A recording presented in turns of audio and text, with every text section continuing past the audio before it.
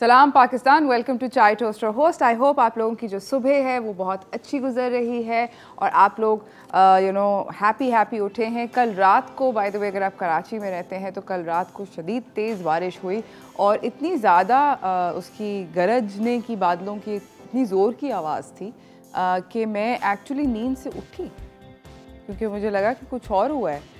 और फिर मैंने बाहर देखा तो फिर वो बादल इतने ज़ोर के गरज रहे थे। मैंने कहा वाह, ये बड़ा कम होता है मेरी ज़िंदगी में कि बादल इतने ज़ोर के गरजते हैं कि आँख खुल गई। खैर कभी नहीं होता, generally I can sleep through an army, but कल ऐसा हो गया। तो मौसम अच्छा था रात को और आज सुबह भी कुछ बना हुआ था। बट आई होप कि बारिशों का जो सिलसिला है ये थोड़ा थोड़ा चलता रहे, इससे हरियाली वगैरह बड़ी अच्छी हो जाती है। तो आई रियली वांट कि ये पंजाब में भी चल रहा है, कराची में भी चल रहा है, तो आई होप कि ये चलता रहे।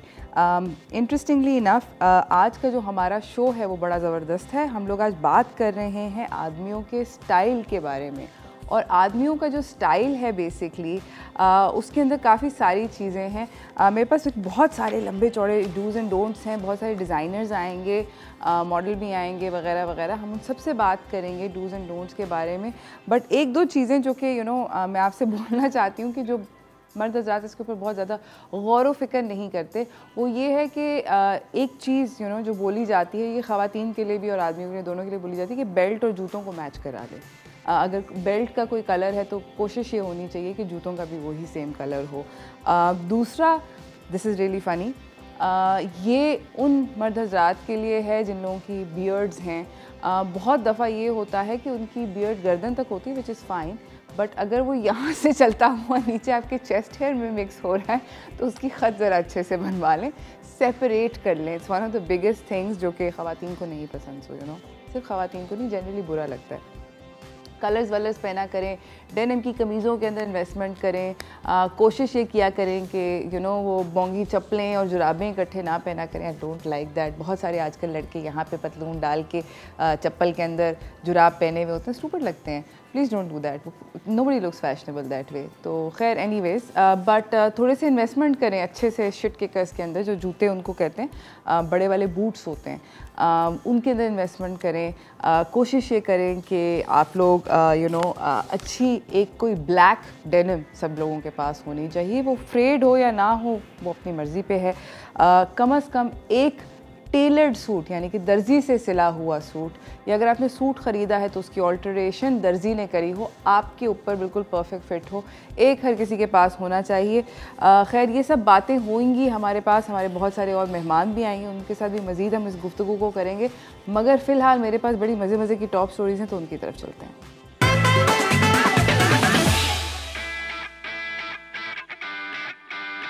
ये है कि सारा खान पाकिस्तानी पहली दफ़ा अकलौती एक्ट्रेस हैं जो कि दुनिया के 100 खूबसूरत तरीन चेहरों में 2021 के शुमार हुई हैं। इससे पहले पिछले साल जीजी हडीड एक मॉडल हैं अमेरिकन, वो सिलेक्ट हुई थी।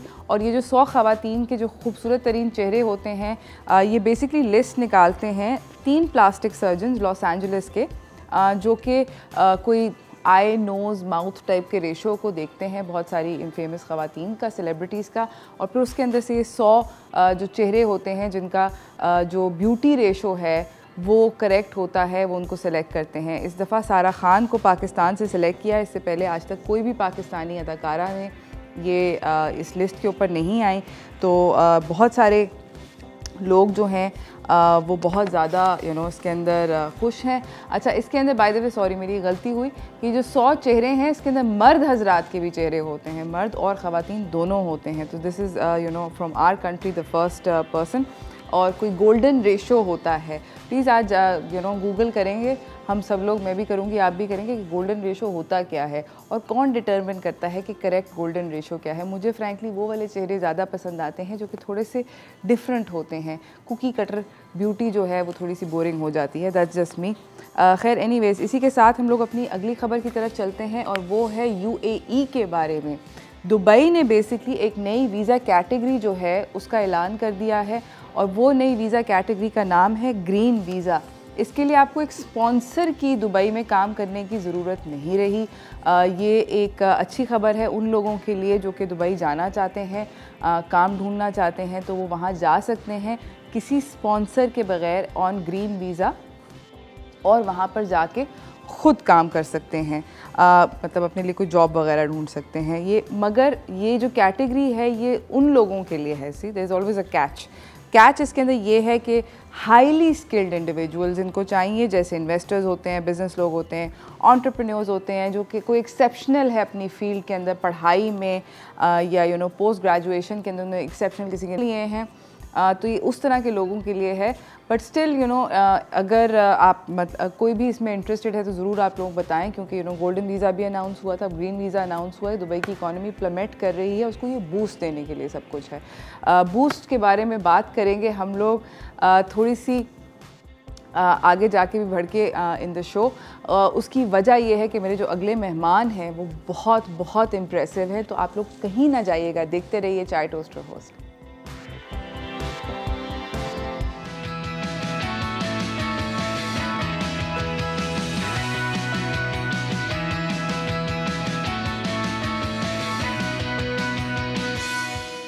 Welcome back from the break everyone.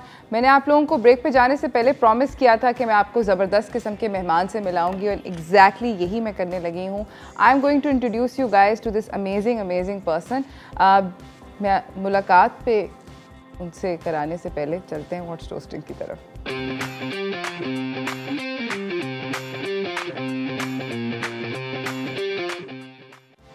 हमारे साथ मौजूद हैं स्काइप के ज़रिए गुजरांवाला से हैदर अली, जो कि एथलीट हैं और पाकिस्तानी एथलीट हैं जिन्होंने गोल्ड मेडल अभी जीता है टोक्यो पैरालंपिक्स के अंदर। अस्सलाम वालेकुम हैदर, कैसे हैं आप? जी वालेकुम सलाम, अल्हम्दुलिल्लाह ठीक ठाक हूँ। वेलकम टू चाय टोस्ट और होस्ट। अगर आप मेरे व्यूअर्स को प्लीज़ ये बताएं कि आपने किस इवेंट के अंदर ये गोल्ड मेडल हासिल किया? जी मैंने अल्हम्दुलिल्लाह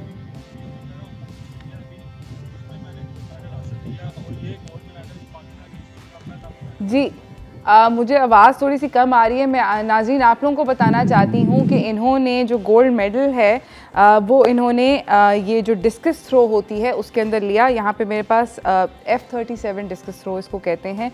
इन्होंने 55.26 मीटर्स टोक्यो के अंदर फेंके थे और बहुत वहाँ पर डिफ़िकल्ट वेदर कंडीशंस हो गए थे, बारिश वारिश हो रही थी, ग्राउंड श्राउंड स्लिपरी हो गया था, इस तरह के वेदर कंडीशंस बहुत डिफ़िकल्ट हो गए थे। और मैं आप लोगों को भी एक और बात बताऊं कि हैदर जो हैं वो बहुत फैबुलस हैं। उन्होंने रियो 2016 के अंदर जो ओलंपिक्स हुए थे उसके अंदर भी पैरालंपिक्स के अंदर पार्टिसिपेट किया था और उनके जो दोनों मेडल उस पर्टिकुलर गेम्स के अंदर थे वो लॉन्ग जंप में थे। तो लॉन्ग जंप से वो डिस्कस के ऊपर किस तरह आए, किस तरह उन्होंने ये टाइटल जीता, क्या जर्नी थी, ये सब कुछ मैं उनसे बात करूँगी। बीच में ऑब्वियसली थोड़ा सा हैदर जी मैं आपसे ये पूछना चाहती हूँ कि आपने पाकिस्तान को रिप्रेजेंट किया ओलंपिक्स लेवल के ऊपर, कैसा महसूस होता है?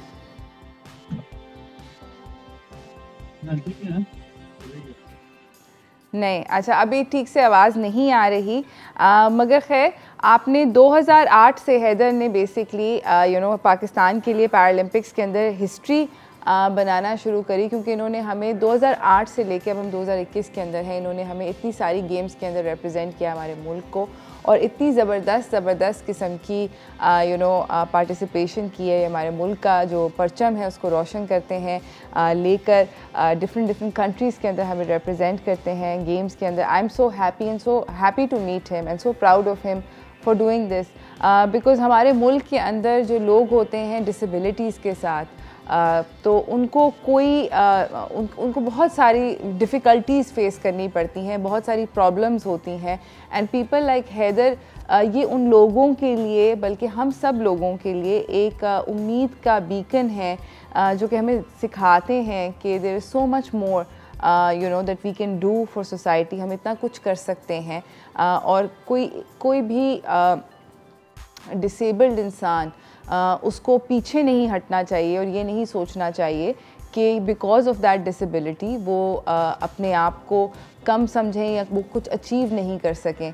तो I think Haider is absolutely fantastic for that. Haider, दोबारा से मैं आपसे ये सवाल पूछूंगी कि आपको ओलंपिक्स में पाकिस्तान को रिप्रेजेंट करके क्या लगता है? जी अल्हम्दुलिल्लाह, मुझे बड़ी खुशी हुई कि मैंने टोक्यो पैरालंपिक्स के लिए पहले तो मैंने क्वालिफाई किया। जो 2019 में वर्ल्ड चैंपियनशिप हुई थी उसमें मैंने सिल्वर मेडल जीता और साथ में मैंने टोक्यो पैरालंपिक्स से क्वालिफाई किया।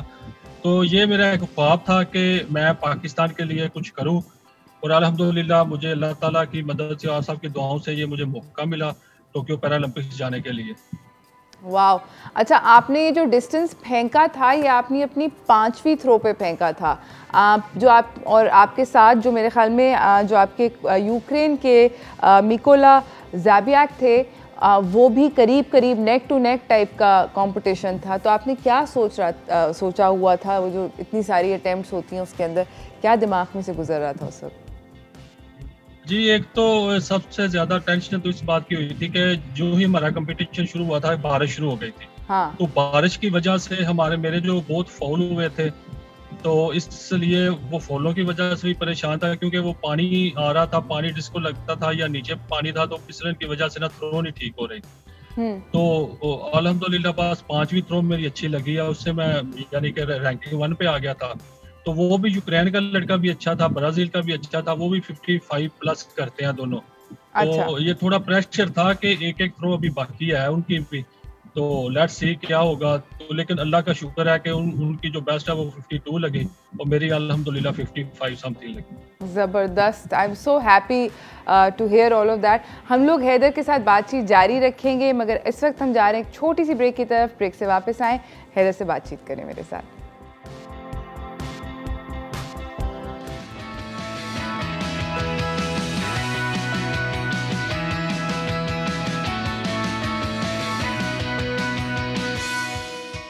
Welcome back from the break everyone. अगर आपने अभी अभी टीवी ऑन किया है तो I would like to tell you कि इस वक्त हमारे साथ एक ओलंपियन बैठे हुए हैं विद गोल्ड मेडल। हमारे साथ हैदर अली हैं, जिन्होंने अभी टोक्यो पैरालंपिक्स के अंदर डिस्कस थ्रो के अंदर गोल्ड मेडल जीता है पाकिस्तान के लिए।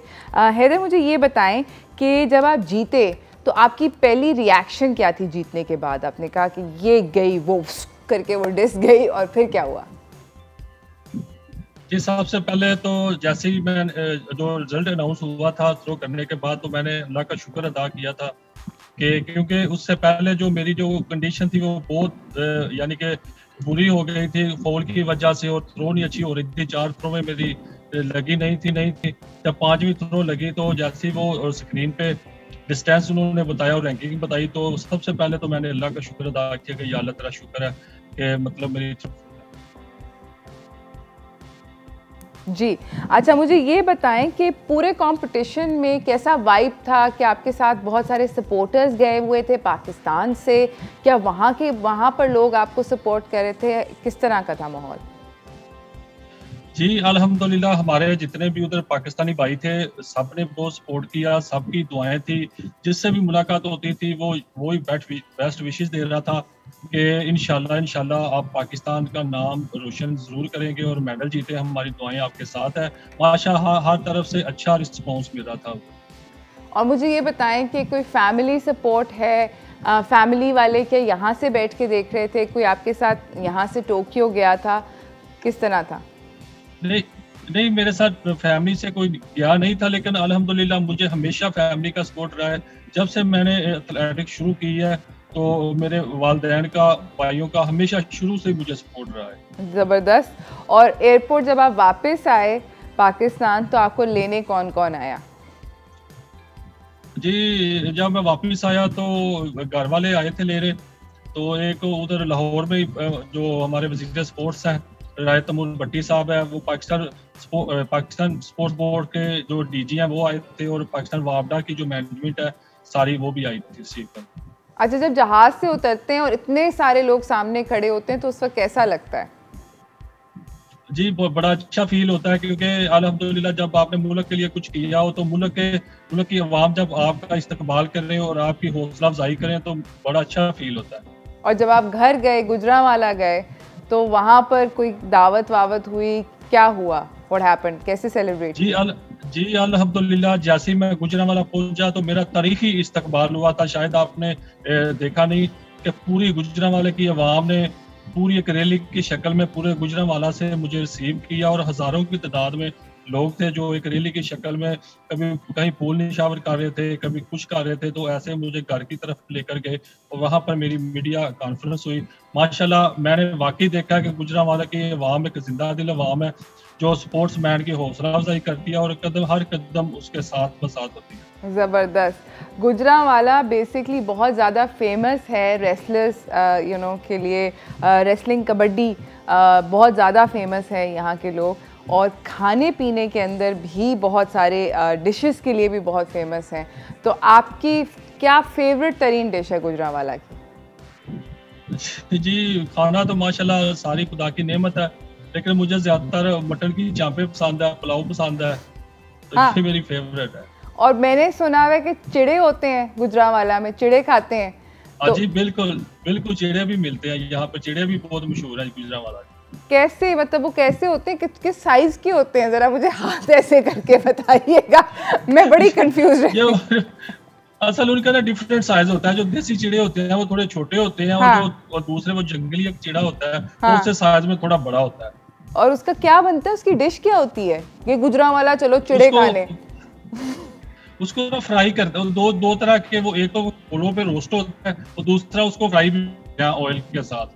Thank you so much Haider, आपने मेरे दिमाग में इतने सारे जो सवाल थे ना चिड़ों से मुताल्लिक, उनका जवाब दे दिया। बहुत बहुत शुक्रिया, मैं याद रखूंगी आपको चिड़ों से। अच्छा मुझे ये बताएं, इंशाल्लाह मैं जरूर आऊंगी गुजरांवाला, मैंने अनकरीब आना है, तो मैं आपसे कांटेक्ट करूंगी। आज जरूर पहले इंतजाम कर लूंगा आपके लिए। Thank you so much. हम लोग नाजरीन जा रहे हैं एक छोटी सी ब्रेक की तरफ, ब्रेक से वापस आएंगे, हैदर से अपनी गुफ्तगू जारी रखेंगे, तो कहीं ना जाइएगा, देखते रहिए चाय टोस्टर होस्ट।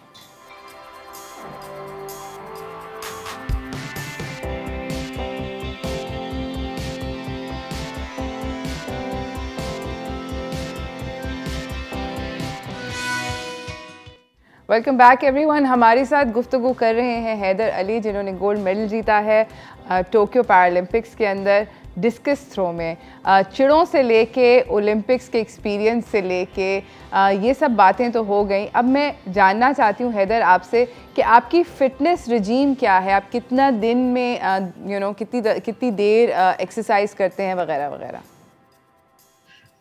जी मेरे जो दिन में 2 सेशन होते हैं ट्रेनिंग के। फर्स्ट मॉर्निंग सेशन होता है वो 1 घंटे का होता है, तो जो इवनिंग में होता है वो 3 घंटे का होता है। हफ्ते में मैं 2 दिन टेक्निक करता हूँ, 2 दिन जिम करता हूँ और 2 दिन फिटनेस करता हूँ।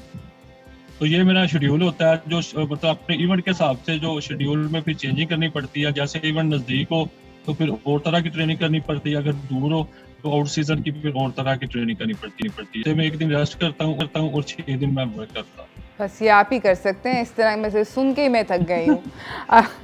अच्छा मुझे ये बताएं हैदर कि हम लोग एक ऐसी सोसाइटी में रहते हैं जहाँ के लोग जिनकी डिसेबिलिटीज़ होती हैं उनके लिए बहुत सारा इंफ्रास्ट्रक्चर अवेलेबल नहीं है। आपने इन सारे चैलेंजेस को किस तरीके से ओवरकम किया?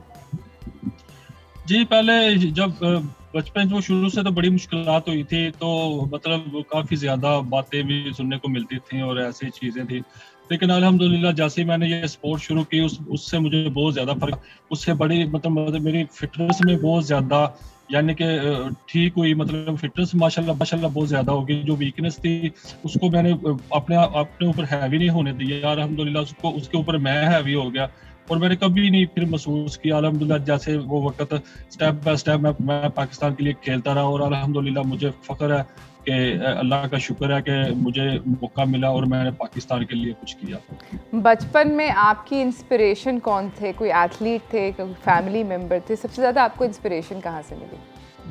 जी मेरे दादाजी थे माशाल्लाह, वो जो जब पाके हिंद थे तो तब वो मतलब वो पहलवान थे। उन्होंने मतलब वो हमें अक्सर बताया करते थे कि हमने इतने फलां गाँव की तो जो है उनमें इतने गाँवों का मैं चैंपियन हुआ करता था। तो उनकी बातें सुन के फिर दिल करता था कि काश के हम भी जब बड़े हों तो हम भी इस फील्ड में जाएं। हाँ। लेकिन मैं वो रेसलिंग करते थे, कुश्ती करते थे, लेकिन उसमें तो मैं नहीं गया। लेकिन मुझे फिर ये शौक था एथलेटिक्स का, तो मैं इस फील्ड में आ गया। तो मुझे गर्व है, शुक्र अल्हम्दुलिल्लाह कि मैंने जो मेरे जैसे दादा पहलवान थे, मेरे अबू पहलवानी करते थे और मैं भी स्पोर्ट्स की तरफ आ गया। ज़बरदस्त। मुझे ये बताएं कि क्या आपका ख्याल है कि जो इस वक्त फैसिलिटीज़ अवेलेबल हैं वो एडिक्वेट हैं, वो ठीक हैं, या उनके अंदर और बेहतरी करी जा सकती है हुकूमत की तरफ से जो फैसिलिटीज़ प्रोवाइडेड हैं? नहीं, जो अभी जो फैसिलिटीज है वो समझ लें बहुत कम है। जैसे अगर नेशनल लेवल पे खेलें तो फिर ठीक है, जब आप इंटरनेशनल लेवल पे खेलेंगे, मतलब जब आप यूएसए के खिलाफ, यूक्रेन के खिलाफ, ऑस्ट्रेलिया के खिलाफ, कनाडा के खिलाफ, चाइना, जापान के खिलाफ खेलेंगे, तो उस लिहाज से ये वसाइल बहुत कम है, क्योंकि वो लोगों के पास मुकम्मल हर चीज़ होती है।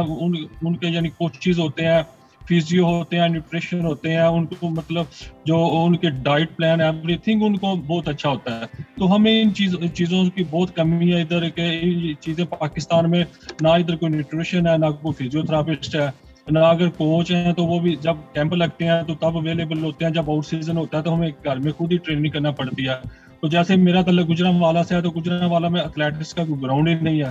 तो अभी भी मैंने 5 साल जो मैंने ट्रेनिंग की है, मैंने खुद अपनी एक जगह पे वो सेक्टर बना के डिस्कस थ्रो वाला, तो उसके ऊपर मैं ट्रेनिंग करता रहा हूँ।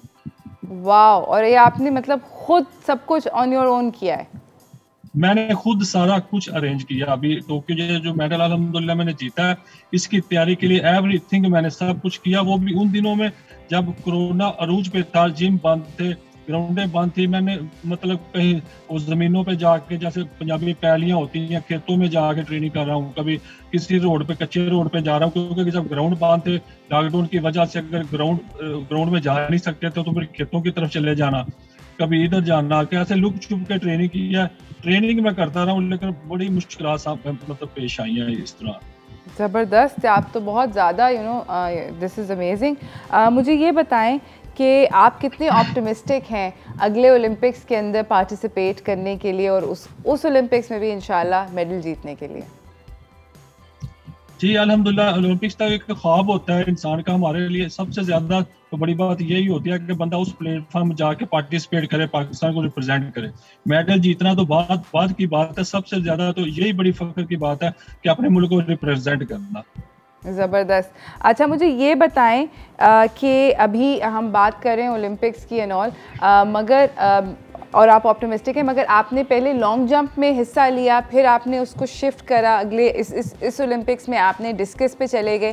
क्या हम एक्सपेक्ट करेंगे कि आप क्या अगले ओलंपिक्स में कोई अपना इवेंट चेंज करेंगे या वही इवेंट रखेंगे?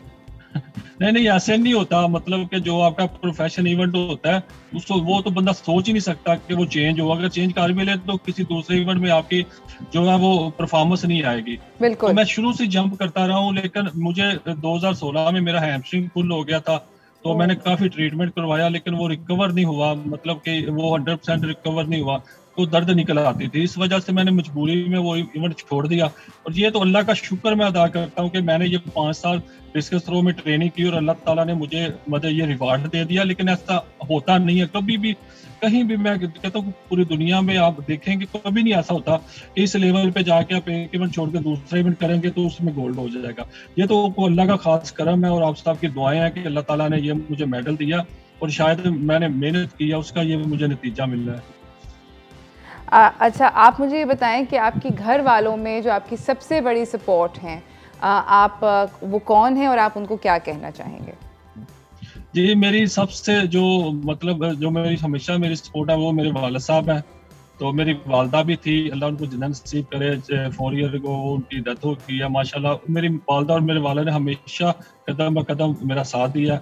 उसके बाद मैं पाकिस्तान वापडा की तरफ से खेलता हूँ और पाकिस्तान पंजाब स्पोर्ट्स बोर्ड भी हमेशा मेरे साथ है। पाकिस्तान स्पोर्ट्स बोर्ड ने भी हमेशा मेरा साथ दिया है। जो आईपीसी हमारी मिनिस्टर है हमीदा मिर्जा, उसने भी हमेशा मेरी हौसला अफजाई के लिए यानी कोई ना कोई नए काम किए, और अभी भी मैं उम्मीद करता हूँ कि जैसे अल्हम्दुलिल्लाह ये मैं मेडल जीत के आया हूँ तो इंशाल्लाह ये सारे अदारे मेरे साथ मेरी सपोर्ट भी करेंगे और मेरा हवाई भी करेंगे। एब्सोल्युटली, इंशाल्लाह। और जब आप कराची आएंगे तो चांपे मैं आपको खिलाऊंगी चिड़े का एक्सचेंज। कराची में ही हूँ मैं, कराची में ही हूँ इस वक्त। अच्छा, ज़बरदस्त। तो फिर चांपे tonight on me. Thank you so much Haider, आपका आने का बहुत बहुत शुक्रिया। जाने से पहले अगर आप कोई हमारी यंगर जनरेशन ऑफ एथलीट्स को कोई मैसेज देना चाहें। जी, मेरा यही मैसेज है कि जो भी जिस मतलब एथलीट स्पोर्ट्स में जिस फील्ड में है तो प्लीज़ हार्ड वर्क करें, मेहनत करें, क्योंकि अल्लाह ताला इंसान की मेहनत का सिला ज़रूर देता है, देर से सही लेकिन मिलता ज़रूर है। अगर आप पाकिस्तान के लिए आपको कहीं भी मौका मिले तो प्लीज़ पाकिस्तान के लिए अपनी जान तक कुर्बान करें और पाकिस्तान का झंडा हमेशा ऊंचा रखें। थैंक यू सो मच, बहुत बहुत शुक्रिया आपका आने का Haider. And like I said, चांपें तो डेफिनेटली बनती हैं। इसी के साथ नाज़रीन हम एक छोटी सी ब्रेक की तरफ जा रहे हैं। ब्रेक से वापस आएंगे, आपको अपने अगले मेहमान से मिलाएंगे। आप जान के रखिए कि हम लोग आज बात कर रहे हैं मेन स्टाइलिंग की, तो सारे के सारे मर्द हजरात ज़रूर आज का शो देखें, कहीं ना जाइएगा, देखते रहिए चाय टोस्टर होस्ट।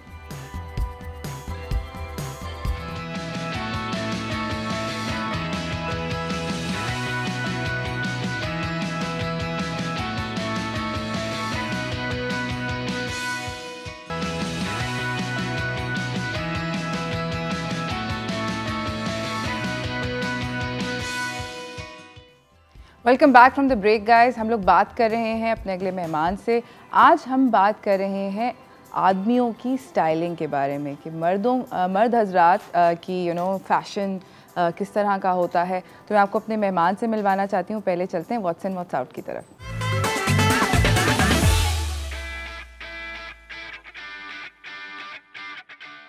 अच्छा, हमारे साथ यहाँ पे मौजूद हैं वकास खान। अस्सलाम वालेकुम वकास। वालेकुम अस्सलाम, कैसे हैं? अल्हम्दुलिल्लाह, अल्लाह का शुक्र।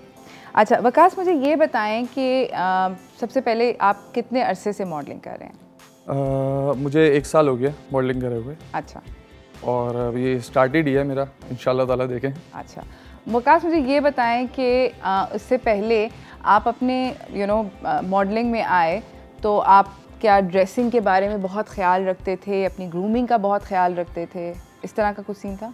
जी बिल्कुल, इंसान को अपनी कैरी करना चाहिए ड्रेसिंग के हिसाब से। जैसे कि मेरा मानना ये है कि बिल्कुल सिंपल इंसान वेयर करे तो वो ज़्यादा अच्छा रहता है उसके लिए। मैं भी अपनी बेसिक और मेरे जैसे बड़े बाल हैं तो इसलिए मैं अपने कैरी करना मेरे लिए मुश्किल होता है। तो सब चीज़ें ग्रूमिंग करना, हर एक को एहतियात रखना, बालों के हिसाब से, चेहरे के हिसाब से, बिल्कुल बिल्कुल है ना, मैं एहतियात रख के करता था। अच्छा, तो ज़्यादा केयरफुल थे आप? जी जी बिल्कुल, बहुत केयरफुल होता हूँ पहले। और क्या पहले मॉडलिंग करने से पहले ज़्यादा केयरफुल थे या अब ज़्यादा केयरफुल हैं? अब ज़्यादा मैं अब ज़्यादा केयरफुल हूँ। और आपकी अब कोई कोई डिफरेंट प्रोडक्ट्स यूज़ करते हैं इन टर्म्स ऑफ के कोई शैम्पू स्पेशल या कोई styling gels, all of that? ऐसा नहीं, मैं कोई जेल वेल यूज़ नहीं करता क्योंकि मेरे बाल जेल वाले हैं नहीं, कि मैं बिल्कुल केयर करके चलता हूँ। शैम्पू, हाँ शैम्पू बिल्कुल मैं अपना बिल्कुल अलग, जैसे घर में लोगों के अलग शैम्पू है, मैंने अपना अलग बिल्कुल शैम्पू यूज़ करता हूँ। अच्छा, मुझे ये बताएं कि कपड़ों के लिहाज से मैं आपसे ये पूछना चाहती हूँ कि कभी ऐसा होता है कि आप देखते हैं रैंप पे कोई ऐसा आदमियों का फ़ैशन, या आपने कोई ऐसा फ़ैशन देखा जो कि आपको देख के कहते हैं यार ये कैसे कर लिया इसने, और बहुत अजीब लगा हो आपको? हाँ बिल्कुल, ऐसा लगता है कभी कभी कि बिल्कुल अजीब सा लग रहा है, या तो ऐसा लगता है कि मैं इससे बेटर कर सकता हूँ, हाँ। या तो ये और अच्छा कर सकता था, लेकिन मैं तो अभी कुछ भी नहीं है, लेकिन मैं उनको देख के सीखता हूँ। अच्छा जी बिल्कुल, व्हाट नॉट टू डू जी and what to do. Yes. आपके ख्याल में इस वक्त मर्द हजरात में पाकिस्तान के अंदर बेस्ट मॉडल कौन है? वन एंड ओनली हसनैन लहरी। अच्छा, उनके बारे में आपको क्या बात सबसे ज़्यादा पसंद है? उनके बारे में बिल्कुल कॉन्फिडेंस हो गया, कॉन्फिडेंटली कैमरे को फेस करना, बिल्कुल पोजेस देना, उनसे सीखने को मिलता है, जाहिर सी बात है। और वो टॉप मॉडल हैं पाकिस्तान के, तो उनको देखते देखते हमें भी कुछ सीखने को, तो आजकल की यंग जनरेशन है उनको भी बहुत कुछ सीखने को मिलेगा। How to care, how to wear, how to talk, मतलब इस तरीके से, हाउ टू वॉक, मतलब हर चीज़ उनको देखने के लिए यहाँ दूसरों से बंदा होकर इंस्पायर होता है। अच्छा, मेरा एक सवाल है यहाँ पर, which just occurred to me, आपने एक मॉडल का जिक्र किया, मैंने देखा है कि जितने भी मैंने पाकिस्तानी मॉडल्स के मैं वो एड्स देखती हूँ, इनफैक्ट इंटरनेशनल एड्स भी जो देखती हूँ, सारे के सारे मॉडल जो मर्द हज़रात होते हैं गुस्से में लगते हैं, बड़ी सीरियस शक्ल होती है, ऐसा क्यों? देखें, कैमरे के सामने अगर बंदा एग्रेसिव लुक दिखाएगा तो उसके लिए ज़्यादा होगा। मतलब ऐसे तो मॉडल बहुत होते हैं बिल्कुल अपने सामने सीधा सीधा चल रहे, कोई एक्सप्रेशन नहीं दिया हुआ, बिल्कुल एग्रेसिव लुक दिखाते हैं गुस्से से, ताकि वो अट्रैक्ट करते हैं लोगों को कि मतलब कुछ ऐसी बात है, कुछ ऐसी वो है, पैशन होना चाहिए। आपको लगता है कि एग्रेसिव लुक जो होती हैं वो ज़रा बेहतर, उससे फोटोग्राफ बेहतर आती है? नहीं, फोटोग्राफ बेहतर नहीं आती, बंदा सामने वाला अट्रैक्ट करता है कि मतलब है ना कि थोड़ा बहुत है ना उस पर सीखने की करता है कि मतलब हाँ यार ये मैं एक्सप्रेशन दे सकता हूँ, अपना लुक दे सकता हूँ। अच्छा, ये मेरी ओपिनियन है। अच्छा, मुझे ये नहीं, दैट्स फाइन, एब्सोल्युटली, अगर आपको लगता है। मुझे ये बताएं कि आपके ख़्याल में मर्द हज़रात को पेस्टल्स और कलर्स जो हैं वो अपनी वार्डरोब के अंदर इंटीग्रेट करने चाहिए, हाँ या ना? बिल्कुल करनी चाहिए। किस तरह के रंग? जैसे कि एक तो सिंपल अगर पहने तो ज़्यादा इंसान अच्छा लगता है। जैसे कि आजकल के जनरेशन के साथ हर चीज़ वक्त बदलता जा रहा है, स्टाइल बदलता जा रहा है, हर चीज़ नई चीज़ आ रही है, तो इस हिसाब से आपको भी है ना मतलब प्रिंटेड जैसे शर्ट जैसे मैं अभी वेयर कर रहा हूँ उससे बंदा थोड़ा बहुत चेंज लगता है। अच्छा, तो सिंपल भी अच्छा लगता है, सिंपल ज़्यादा बेहतर लगता है, लेकिन वो चेंज करना चाहिए, कुछ ना कुछ होना चाहिए। बिल्कुल।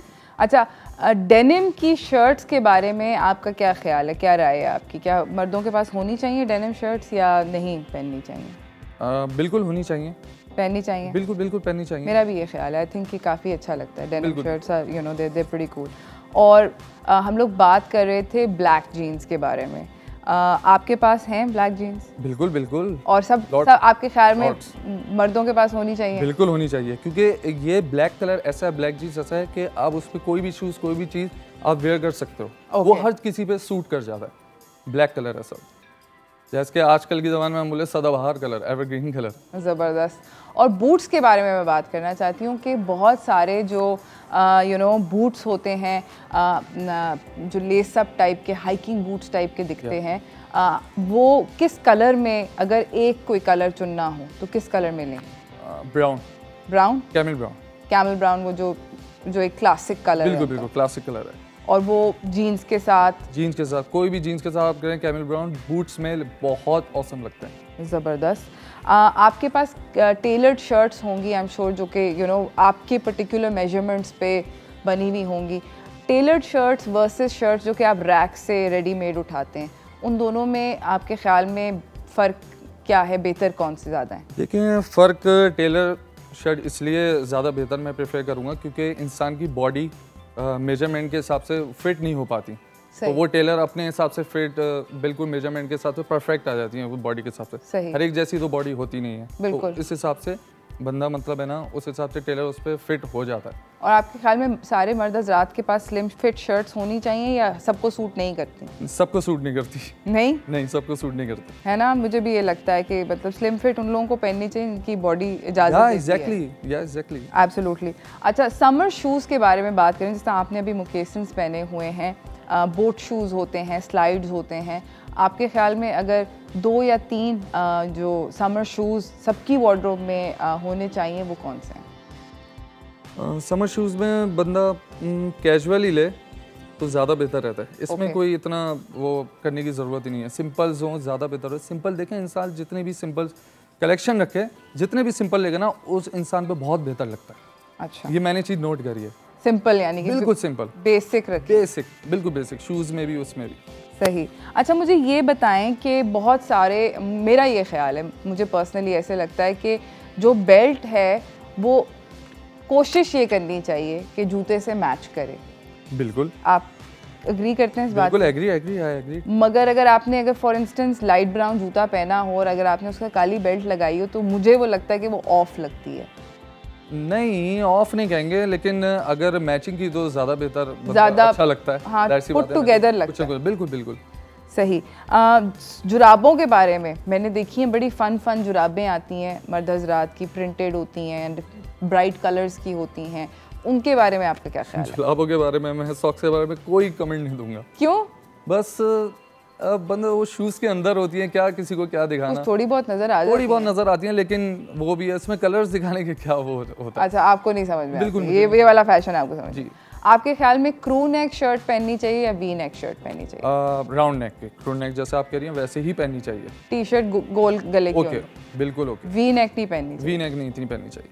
अच्छा, ये बहुत ज़्यादा आजकल फैशन में है कि वो ढीले ढीले से कपड़े बहुत सारे हज़रात पहनते हैं, वो पतलूनें नीचे जा रही होती हैं बहुत सारे, और वो खुली डुली अजीब व गरीब किस्म की, वो उन वाले उस तरह के फ़ैशन के बारे में आपका क्या ख्याल है?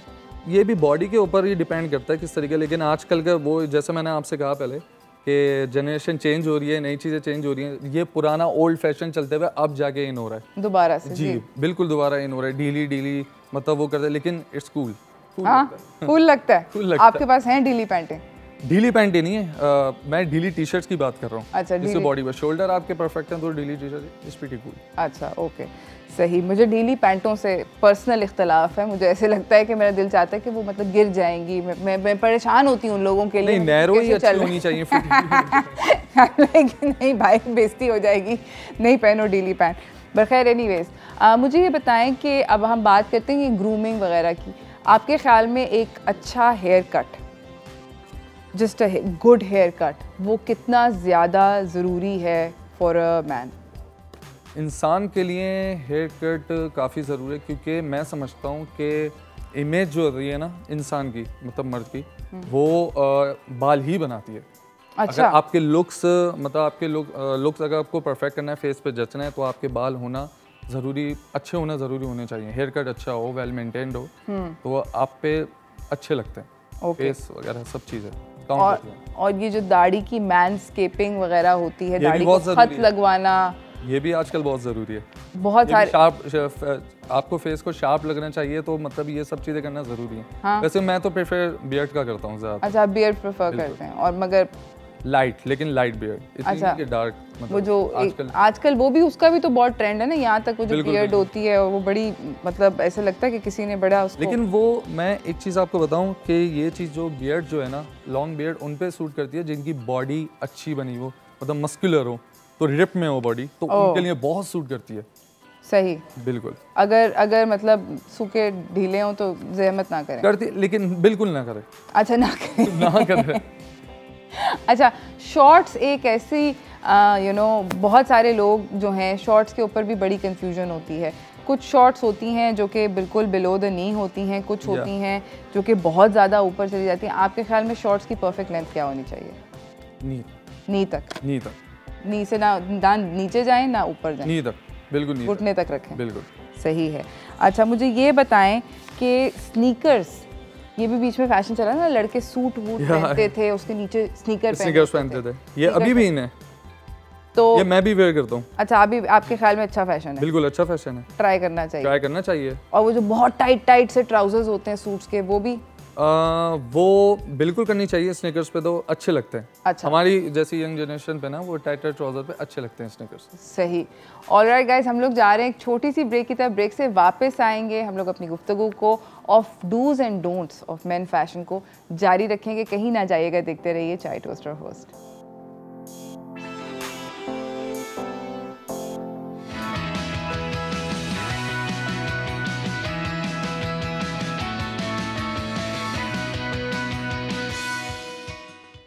Welcome back everyone. हम लोग बात कर रहे हैं आज मेंस फैशन के बारे में। मेरे साथ मेरे मेहमान वकास खान मौजूद हैं, सेट पे मॉडल हैं। बहुत सारी हमने डूज़ एंड डोंट्स डिस्कस किए। 2-3 और हैं मेरे दिमाग में जो मैं आपसे पूछना चाहती हूँ। वो ये हैं कि आपके ख्याल में सैंडल्स और सॉक्स इकट्ठे पहनने चाहिए, हाँ या ना? नहीं, कभी भी नहीं? बिल्कुल भी नहीं, कभी भी नहीं, नेवर। अच्छा, मुझे ये बताएं कि शॉर्ट्स बहुत सारे लोगों को पहनने का बहुत ज़्यादा शौक है, सर्दियों में भी। ऊपर उन्होंने पहनी होती हैं स्वेटशर्ट्स बड़ी बड़ी। आपके ख्याल में ये आइडिया अच्छा है बुरा है? अच्छा है, बिल्कुल अच्छा है, क्योंकि बिल्कुल। अच्छा, अजीब नहीं लगता? किस चीज़ पे आप बोल रही हैं? शॉर्ट्स। अच्छा, शॉर्ट्स की बात करिए, मैं बोला बिल्कुल शॉल की बात करिए, सॉरी। शॉर्ट्स की बात करिए, नहीं उस पे नहीं, बिल्कुल पहनना चाहिए। और आप मुझे ये बताएं कि बहुत सारे काम ज़्यादा जो शलवार कमीज़ होते हैं, जो कि बहुत सारे लड़के पहनते हैं मेहंदियों पे, दोस्तों की, फैमिली मेम्बर्स की, व्हाटएवर, जिनमें बहुत ज़्यादा ओवरटली वर्क्ड जो होते हैं, वो गुड आइडिया बैड आइडिया? 50-50। 50-50? ऐसा क्यों 50-50 क्यों? ये सीजन के हिसाब से। क्या मतलब? जैसे कि सर्दियों में बंदा अपने हिसाब से पहनता है कि शॉल वेयर कर लेता है हर चीज़ अच्छा। से। बिल्कुल, तो उसके हिसाब से, लेकिन वो कुर्ता शलवार पे ज़्यादा कूल लगता है। अच्छा, वरना नहीं करना चाहिए। वरना नहीं करना चाहिए, बिल्कुल। अच्छा, मुझे ये बताएं कि जो वेस्ट कोट्स होती हैं शलवार कमीज़ के ऊपर, आजकल कोट भी आ रहे हैं, जैसे जो जो सूट के कोट्स होते हैं वो भी पहने जाते हैं, और जो वेस्ट कोट होती है स्लीवलेस वो भी पहनी जाती है शलवार कमीज़ के ऊपर। आपके ख्याल में दोनों में से कौन सा बेहतर चॉइस है? Both. Both? Really? You won't choose one? No, both. Don't you think seasonal होना चाहिए, लाइक अगर कोट पहनना ही है तो सर्दियों में पहने? नहीं, कोट देखें, जैसे कि हर चीज़ के अलग सीज़न बनाया हुआ है आज लोगों ने, कि मतलब कि वेस्ट कोट भी वैसे सूट करता है नॉर्मल ज़िंदगी में। लोग जैसे कि हाफ वेस्ट कोट है ना पहनते हैं नॉर्मल ज़िंदगी में।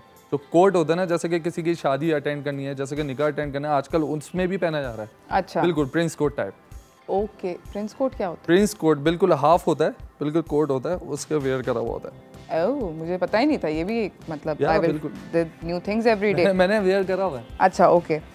मुझे ये बताएं कि किसी जॉब इंटरव्यू पे जाने के लिए क्या सूट पहनना चाहिए या कैजुअल जाना चाहिए? सूट पहनना चाहिए ऑफ कोर्स। अच्छा, बिल्कुल टाई वाई फॉर्मल बिल्कुल होके जाना चाहिए। फॉर्मल होके जाना चाहिए।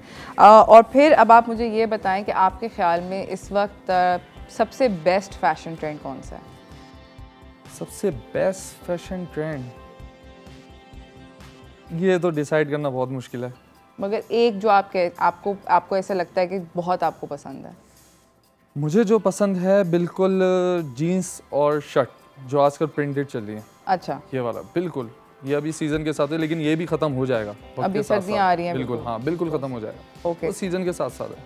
तो और दूसरा मैं आपसे ये पूछना चाहती हूँ कि जो शर्ट्स होती हैं, क्या वो टक इन करनी चाहिए पैंट्स में? शर्ट्स, बटन डाउन शर्ट्स की बात हो रही है। ओके।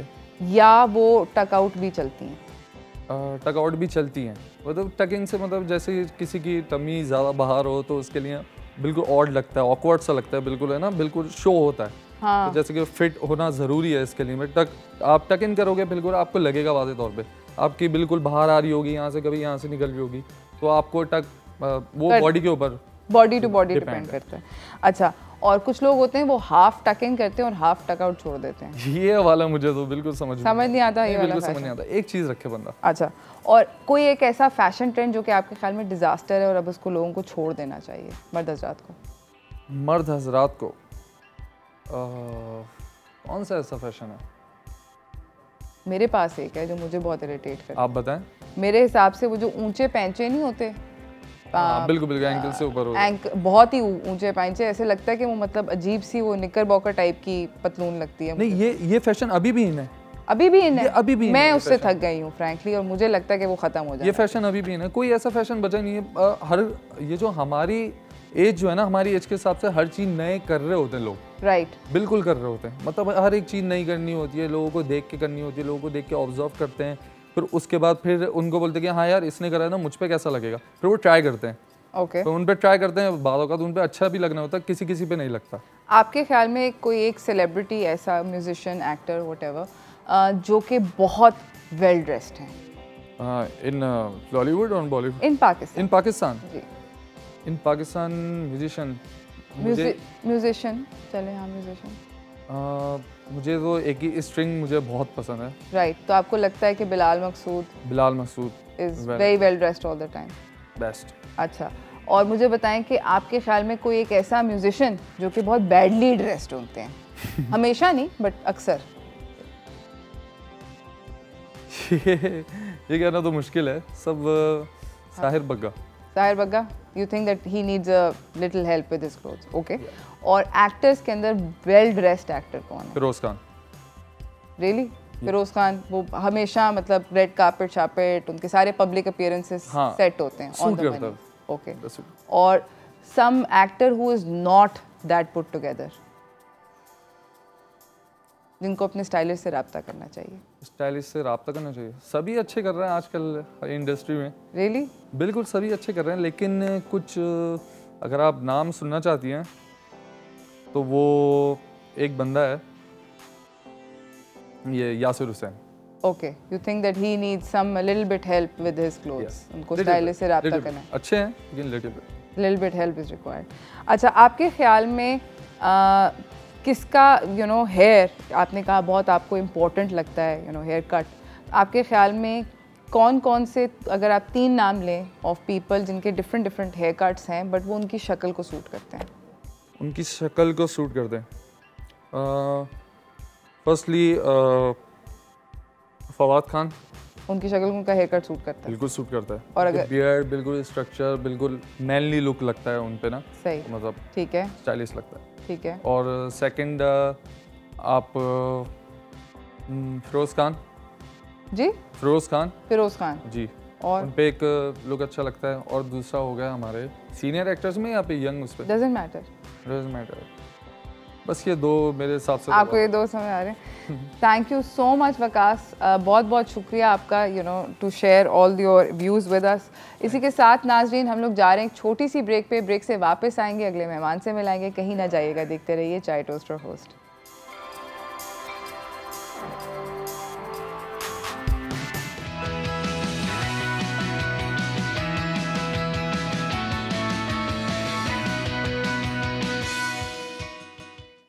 Welcome back everyone. बात हो रही है मेंस फैशन के बारे में।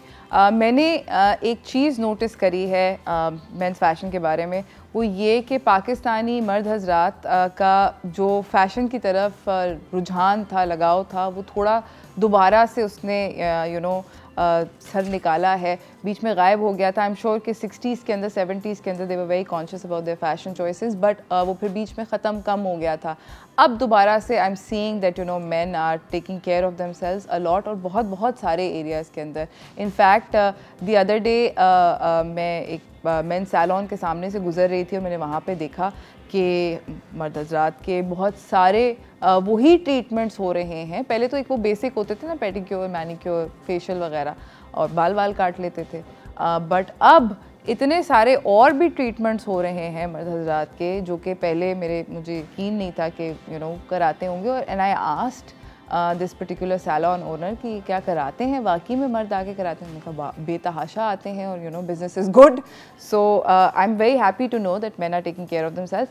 प्लस अगर आप नोटिस करें कि जब आप सुपरमार्केट जाते हैं, ग्रोसरी शॉप के अंदर घुसते हैं, तो आप जो शैम्पू का आयल होता है, अब बहुत बड़ा डेडिकेटेड आयल है। पहले वो इतनी सी जगह होती थी जहाँ पे आदमियों का शैम्पू या कोई इक्का दुक्का गलती से फेस वॉश आ जाता था। अब वो जो जगह है वो बहुत ज़्यादा एक्सपैंड हो गई है, और अब आपको मर्द हजरात के बहुत सारे ग्रूमिंग प्रोडक्ट्स नज़र आते हैं, उनकी दाढ़ी से लेके, बालों से लेके, स्किन से लेके, मॉइस्चराइज़र्स और फलाना ढमकाना, हर तरह के रंग बिरंगे बहुत सारे प्रोडक्ट्स जो हैं वो अब दिखने लग गए हैं मर्द हजरात की उसके अंदर। इनफैक्ट मैं एक और आपके साथ इंटरेस्टिंग चुटकुला शेयर करना चाहती हूँ कि मुझे ये लगता था कि मेरे अब्बा जो हैं, मुझे लगता नहीं था, मुझे अभी भी लगता है कि मेरे अब्बा एक बहुत प्रॉपर किस्म के जेंटलमैन हैं, और उनके पास इस लेवल के प्रॉपर हैं कि वो बेसिकली अगर घर में कोई मेहमान दाखिल हो जाए, मैं तो बहुत खुशी अगर नाइट सूट पहना होता है तो उसमें मिल लेती हूँ। पजामा और टी शर्ट में कौन नहीं मिल सकता, मगर मेरे वालिद साहब किसी के साथ नहीं मिलते, बल्कि इनफैक्ट ऊपर से ड्रेसिंग रोब पहन लेते हैं, या वो जाके ऑल टुगेदर चेंज करते हैं। और हम लोग बचपन में, एक और मज़ेदार आपको बात बताती हूँ कि मेरे अब अपने जीन्स के अंदर भी ना, वो जो पतलून के अंदर क्रीज़ होती है, जो क्रीज़ बनाते हैं, वो अपनी जीन्स में भी क्रीज़ बनवाते हैं, और आज तक बनवाते हैं, जो कि मुझे एक बड़ी ऑड चीज़ लगती है। बट वो क्रीज़ के बगैर की पतलून नहीं पहनते। और safari suits, that was another weird fashion choice that man made, and my dad continues to make, जो कि मुझे समझ नहीं आती कि क्यों की जाती है। But still again like I said कि मेंस फैशन, अभी वकास बता रहे थे कि बड़ा डिस्टिंक्ट है between the older generation and the younger generation. काफ़ी उसके अंदर बहुत बड़ी डिस्टिंक्शन है कि हर किसी की जो चॉइसेस हैं of what they are doing is different.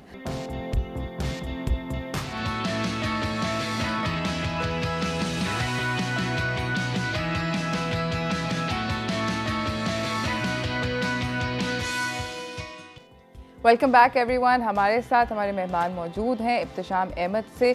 बहुत तेज़ी से मैंने बहुत सारी बातें करनी। बिल्कुल। तो मैं जो इस वक्त ज़बरदस्त ज़रूरी वाली हैं वो जल्दी करूँ, ठीक है?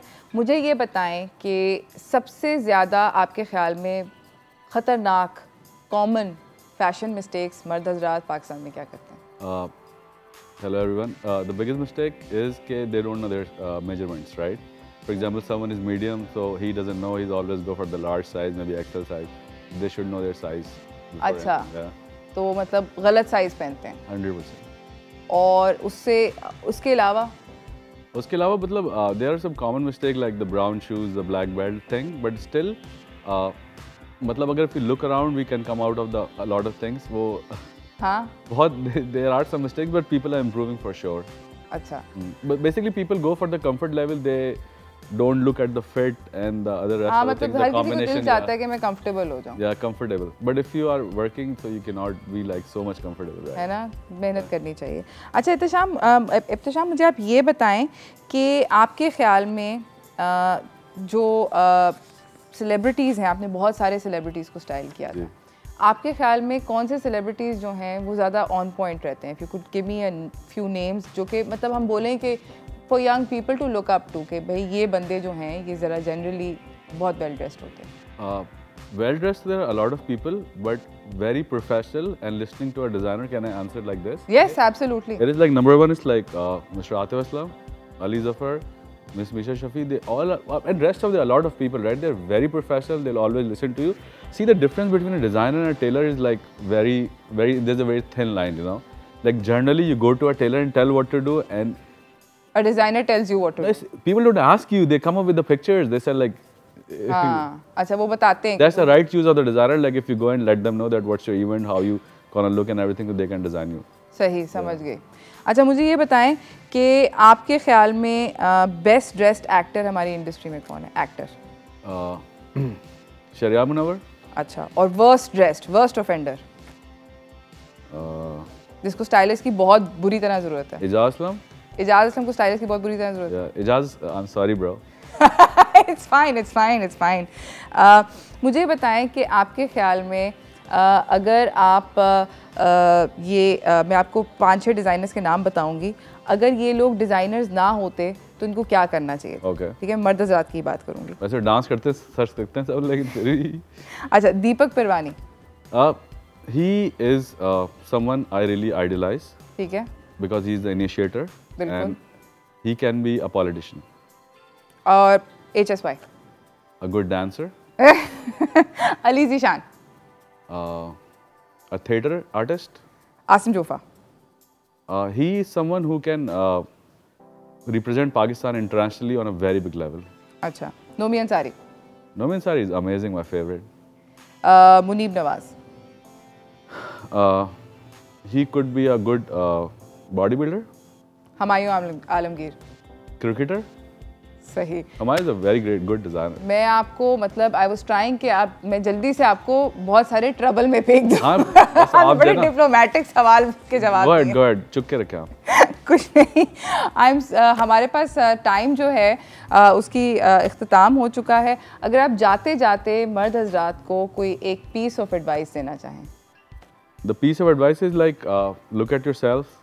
Agar if you think you can change your style after 20 years, you can look in the mirror and you can confront someone and just pay attention on yourself. Like if you're going in the sun, at least wear a jacket or put a sunblock. We don't care about us. I don't know why, but we should. देखिए इंसान जो है ना वो एक ऐसी चीज़ है, it's not repairable. For example, you cannot maintain it. You can fake your 40s, but you cannot fake your 50s, right? So.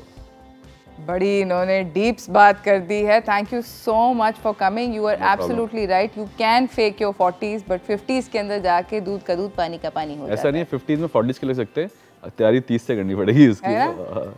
भाई अभी से तैयारी करें, अभी से ही जिस तरह इन्होंने एडवाइस। और एक और चीज़, शादी से पहले जो है ना वो थोड़ा सा 1-2 हफ्ते पहले से चले जाएं उसके पास ना, बार्बर के पास, और स्पेशल करा ले, कुछ करा ले।